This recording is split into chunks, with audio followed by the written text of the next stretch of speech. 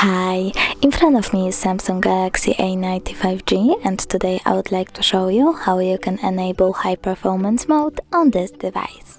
Firstly, open Settings. Now scroll down and tap on Device Care.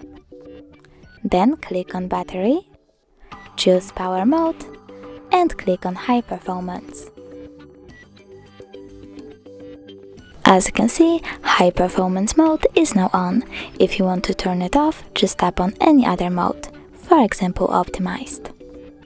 Thanks so much for watching. If you enjoyed this video, don't forget to leave a like, comment and subscribe. Bye!